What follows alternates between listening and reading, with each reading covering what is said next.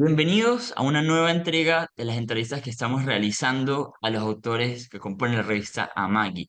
La revista Amagi es un producto de Estudiantes por la Libertad que busca difundir de una manera más concreta perspectivas y reflexiones de nuestros coordinadores locales en Estudiantes por la Libertad acerca de la realidad desde una perspectiva hispanoamericana. Y el día de hoy nos acompaña Leonard Kinde, que también forma parte de todo este cuerpo de autores dentro de la revista. Leonard, buenas noches, ¿qué tal? ¿Cómo estás? Muy buenas noches, César. Muchas gracias por crear este espacio y felicitaciones por esta iniciativa que permita que Amagi sea mucho más viral de lo que creo que ha sido en ediciones anteriores. Muchas de las cosas que hacemos en Amagi tienen que ver con acercar un poco las ideas que se generan de estudiantes por la libertad, con una audiencia que a veces está un poco distante por las propias dinámicas que mantenemos. Así que este espacio va a ser una oportunidad para que conozcan un poco más sobre Leonard, sobre su activismo, sobre su relación con estos temas y que podamos conversar un poco para que se animen a leer lo que él ha escrito. Entonces, por eso me gustaría comenzar.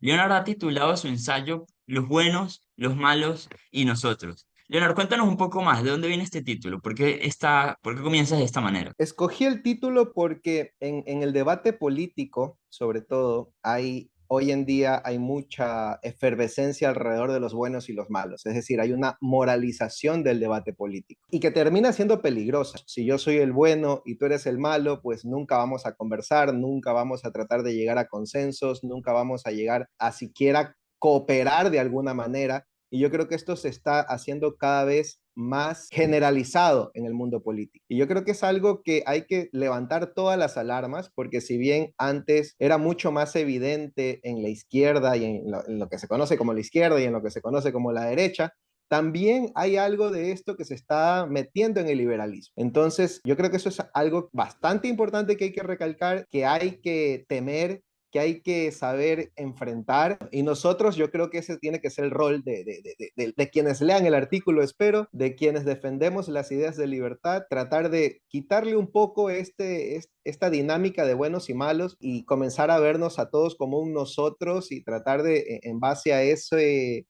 ejercicio de desmoralización de la política, de decir estos son los buenos y estos son los malos, comenzar a escucharnos, comenzar a llegar a consensos, poder debatir, sí, se puede debatir, pero debatir ideas más que tratar de exterminar a la persona con la que estamos debatiendo o acallarla o desaparecerla del espacio público, ¿no? Yo creo que eso es la razón por la cual le puse este tema al artículo. Claro, ya mencionaste algunos puntos muy importantes, quizá en el debate político que a veces simplifica entre izquierda y derecha, en el activismo político que de repente desde Estudiantes por la Libertad has hecho, pero a mí me gustaría que puedas compartir con nosotros cómo hiciste clic con este tema, por qué decidiste escribir sobre esto, qué experiencias has adquirido en este problema que presentas hoy. Cuando yo empecé en las ideas de libertad, más o menos 2015 por allí, estábamos en pleno auge acá de la revolución ciudadana, como yo le digo, que es este gobierno que es parte del cartel del socialismo del siglo XXI. Y las ideas de libertad se me presentaron mucho más en negativo, ¿no? En un antisocialismo en principio, hasta que me comencé a dar cuenta de que no era necesario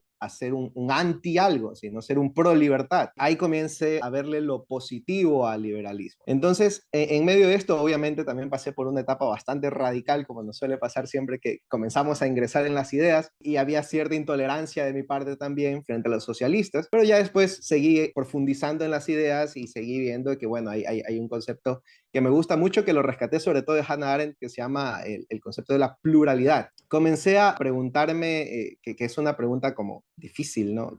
O sea, era difícil para mí en ese rato. ¿Qué valor tendría en el espacio público que existieran socialistas? Nuestro ideal como liberales es que todos sean liberales, que todo el mundo apoye las ideas de libertad y poder así conseguir sociedades más libres. Esa visión de querer que todo el mundo sea liberal, de que todo el mundo apoye las ideas de libertad, puede llevarnos a tratar de desaparecer del espacio público a personas que no opinan lo mismo que nosotros o que no ven el mundo de la misma manera que nosotros lo vemos. Quisiéramos que no existieran socialistas, que no existieran conservadores, para nosotros llegar a esta utopía liberal, si se quiere, ¿no? Y yo digo, bueno, pero si somos liberales o tratar de que todos seamos liberales va a ser algo muy difícil. Hay un libro de Agustín Fuentes que se llama La chispa de la creatividad y dice, creer que todos vamos a tener la misma opinión o las mismas creencias alrededor de todos los temas es no conocer nada de la historia humana, ¿no? Durante toda la historia humana, los seres humanos hemos creado muchísimas creencias, muchísimas maneras de ver el mundo, muchísimos incluso lenguajes influyen en nuestra manera de ver el mundo. O sea, así de complicado es el asunto. Entonces dice, creer que todos vamos a creer lo mismo en algún momento es bastante ingenuo. Si tomamos esto en cuenta, ¿no? De que somos seres humanos, de que somos individuos, como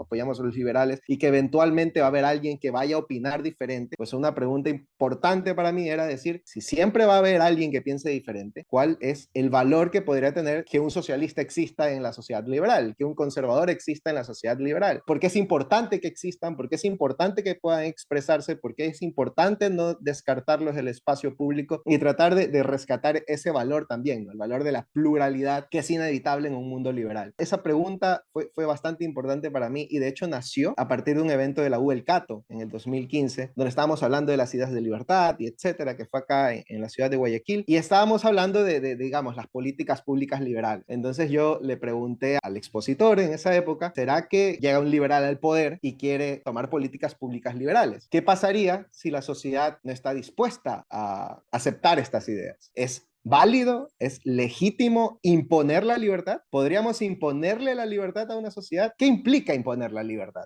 Desde el concepto del liberalismo, ¿no? Y eso también fue parte de lo que me llevó a tratar de analizar de si esto es necesario, esto es importante, es viable, es legítimo en medio del marco de ideas de libertad hacer este tipo de cosas, imponer la libertad en una sociedad, o cuál es el mejor mecanismo para tener sociedades más libres, prósperas y pacíficas. Sin querer queriendo me comencé a meter en este viaje. Hannah Arendt también, que con su concepto, como te mencionaba, que me la topé hace un par de años y ver lo importante que ella decía alrededor de esto, ¿no? Entonces así ya hasta que llegué, bueno, al artículo que publiqué en Amagi, que tiene algo de ella por allí, y además de otros libros que he estado leyendo alrededor del tema. Entonces, Leonard, pareciera que muchas de nuestras sociedades, donde no necesariamente valoramos la construcción de una sociedad libre, nos incomoda la pluralidad, porque implica la existencia de un pensamiento contrario al tuyo, tal como tú lo decías. A veces ese pensamiento o la persona que piensa distinto está igual de convencida que tú. Un ejemplo muy breve,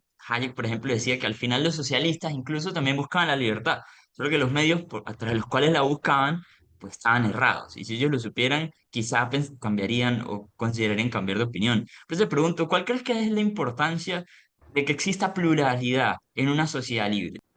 O sea, primero yo creo que algo que es como, o sea, todavía lo sigo reflexionando, ¿no?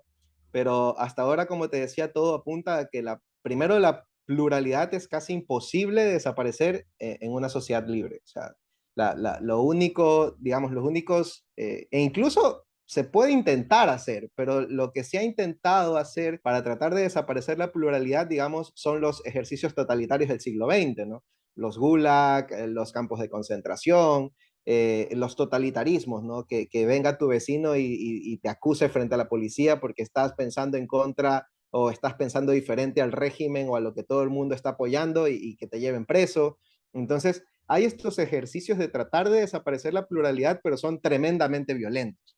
Entonces, en sociedades libres, aparentemente es muy difícil que no haya pluralidad. Primero, eso es lo que tenemos que reflexionar, ¿no? Que la pluralidad parece bastante irradicable. Empezando por allí, deberíamos como reflexionar al respecto. Y si no queremos que exista tanta pluralidad, ¿qué es lo que tenemos que hacer? Es la siguiente pregunta, ¿no? O tomamos mecanismos violentos, los sometemos, los encarcelamos, los encerramos en campos de concentración. ¿Qué vamos a hacer alrededor de quien piense diferente? Yo creo que eso es otro aspecto que tenemos que considerar. O sea, ¿qué vamos a hacer con la pluralidad si es que no nos gusta? En términos generales, lo que plantea, por ejemplo, Arendt y lo que plantean muchos liberales es que el ejercicio sea pacífico, un intercambio de ideas pacífico, un intercambio que se dé a través del debate, un intercambio que se dé a través del discurso, del diálogo, un intercambio que se dé a través de lo escrito, de lo hablado, y que no pasemos de eso, ¿no? Y que vayamos así, cada uno debatiendo, conversando y tratando de llegar a ciertos consensos. Al final del día,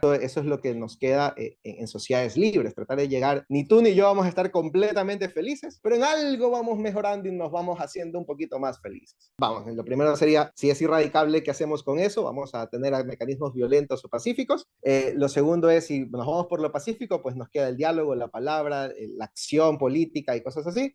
Política no necesariamente necesariamente partidista ni estatal, no valga aclarar. Y por último, ¿por qué es importante ahora sí? O sea, si es irradicable, si vamos a tener este tratamiento, ¿por qué deberíamos soportar entonces la pluralidad? ¿Por qué es importante? Y yo creo que algo interesante también es que si todos pensamos igual, si todos siempre estamos opinando lo mismo, si todos nos quedamos en consensos absolutos para siempre, nos vamos a congelar Mm. y no va a haber avance. O sea, nos vamos sencillamente a quedarnos, bueno, ya llegamos a todas las verdades absolutas. Y luego de eso, entonces, ¿qué queda? No queda nada por descubrir. Ya lo hemos descubierto todo, ya no hay debate, ya no hay nada, ya todos estamos opinando lo mismo. Entonces, hasta ahí llegamos. O sea, sería casi como estar muertos en vida, porque ya no habría ni de qué discutir. Segundo, y que también me parece, incluso se podría decir que mucho más importante, es que cómo podemos estar seguros de que lo que creemos es real. Si no hay alguien más que nos apoye, o si no hay alguien más que nos critique, si no hay alguien más con quien intercambiar ideas. Si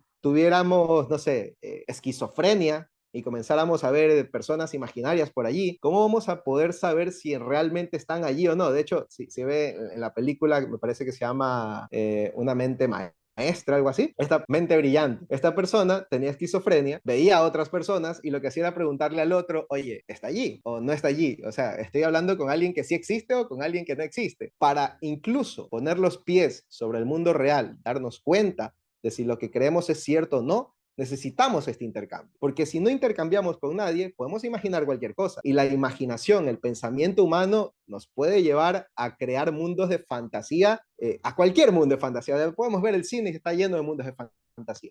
Y la mente humana es capaz de crear estas fantasías. Por eso es que Marx cuando escribía se iba a encerrar por ahí a un cuartito y a escribir muchas cosas alrededor de todas sus elucubraciones. Y si no tenías contacto con la realidad, pues la única realidad que tienes es la de tu pensamiento. ¿Cómo te das cuenta de si estás equivocado o no? Afrontando la realidad. ¿Y cómo te das cuenta de cuál es la realidad? Debatiendo con el otro, conversando con el otro, viendo el otro qué opina. Y al final del día, pues si lo haces bien, si tu pensamiento es mucho, digamos, está mucho más arraigado en la realidad que el del otro, pues probablemente vayas a ganar esa discusión y probablemente vayas a descubrir algún avance, digamos, en alguna materia. Ahí es donde viene, por ejemplo, la experimentación. Y de hecho lo hemos institucionalizado. Este ejercicio está institucionalizado, por ejemplo, en la lectura por pares en los artículos científicos, ¿no? Aunque hay ciertas críticas allí, porque, por ejemplo, dicen, ok, esas lecturas se hacen por pares, digamos, hay cierta pluralidad porque otras personas revisan lo que has escrito, pero el problema es que a veces como pertenecen al mismo campo de estudio, no hay la pluralidad suficiente para hacer aterrizar ese ejercicio en el mundo real. Entonces, por ejemplo, los filósofos pueden escribir cualquier cosa y pueden escribir frases muy bonitas y lógicas y coherentes en el papel, que el papel todo lo aguanta. Vienen otros filósofos, lo leen y le dicen, ah, sí, mira, en base a lo que tú has escrito, que te basas, no sé, pues en cualquier cosa, tienes razón. Pero dice, bueno, pero si traemos aquí, no sé, pues a un físico, a un matemático, a un estadístico, a que venga a leer esto de aquí, se va a dar cuenta que estás hablando piedras. Entonces, incluso en este ejercicio de lectura por pares, que es como una institucionalización de que en un ejercicio plural tengas cierta base real sobre lo que escribes, incluso se podría decir que ahí hace falta mucha más pluralidad para que realmente ver si eso es correcto o no, ¿no? Ya afrontándolo, por ejemplo, con otras ciencias y con otros conocimientos. Me parece que lo que escribe tu artículo describe muy bien un problema polarizante que hemos experimentado en Latinoamérica, creo que durante mucho tiempo, pero creo que en estos momentos, en estos últimos años, con mucha más fuerza. Por eso me gustaría que si pudieras darle una sola cosa al lector o a la persona que te está escuchando en este momento, que va a encontrar en tu ensayo para animarlo a leerlo, ¿qué te gustaría decirle? Puede ayudar, puede ser útil para que podamos entender las dinámicas políticas que estamos viviendo. O sea, por ejemplo, para que podamos entender los populismos de izquierda, derecha e incluso ciertos populismos liberales que están apareciendo, para que podamos entender la radicalización de movimientos sociales también, que si bien no usan la fuerza del Estado, utilizan la fuerza de la reputación, la fuerza de la opinión pública, y por qué ellos, por ejemplo, no están dispuestos a escuchar a los demás y creer que su única manera de ver el mundo es la única válida y por qué casi que el otro es un demonio si no hace lo mismo que ellos hacen. Entonces, yo creo que sirve para entender las dinámicas en las que estamos viviendo. Y sobre todo también da ciertas salidas. O sea, no quise quedarme solo en el diagnóstico de decirles, esto estamos viviendo y casi casi que estamos condenados, ¿no? Y le digo, no, esto estamos viviendo, sí, está complicado, pero podemos salir de esto y podemos salir promoviendo, aceptando y promoviendo la pluralidad y haciendo ciertos ejercicios propios, o sea, desde el individuo, porque nosotros no estamos exentos de caer en estas dinámicas. Es decir, el que no está consciente de que está dentro de esta dinámica puede caer muy fácilmente. Entonces yo creo que primero lo que hace el artículo es decirte, hey, fíjate, si no estás cayendo tú en estos ejercicios, en estas dinámicas políticas que no aceptan la pluralidad, que se creen los buenos, los otros los malos, y que es imposible cooperar con ellos y que es más, sería mejor que desaparecieran del espacio público. Entonces, cuidado, puedes estar cayendo tú en esto. Estas son las razones por las que podrías estar cayendo, estas son las razones por las que el otro podría estar cayendo. Y, y bueno, entonces, ¿cómo podemos salir? ¿Qué ejercicios puedes hacer para no caer en esto y tratar de aceptar la pluralidad del mundo, ¿no? Yo creo que también hay como ejercicios prácticos allí que uno puede llevar a cabo para poder tener una convivencia pacífica en nuestras sociedades, ¿no? Con este mensaje final cerramos la entrega de hoy con Leonard Kinde y su artículo Los buenos, los malos y nosotros, que lo pueden encontrar dentro de la revista Maggie. Esta revista la pueden encontrar, si están viendo esto en un video, en una publicación, en nuestra descripción, o si no, en las redes sociales de Estudiantes por la Libertad y Estudiantes por la Libertad Latinoamérica. Podrán conseguir un enlace para descargar la revista y acceder a todo el contenido que tenemos para ofrecer. Entonces, sin nada más que acotar, Leonard, muchísimas gracias por compartir con nosotros el día de hoy. Esperamos tenerte de vuelta por acá muy pronto. Muchísimas gracias a ti, César, a todos los estudiantes por la libertad y sobre todo, una vez más, felicitaciones por esta iniciativa que realmente creo que le está dando y le va a dar mucho más valor a nuestra revista. Muchísimas gracias y hasta pronto.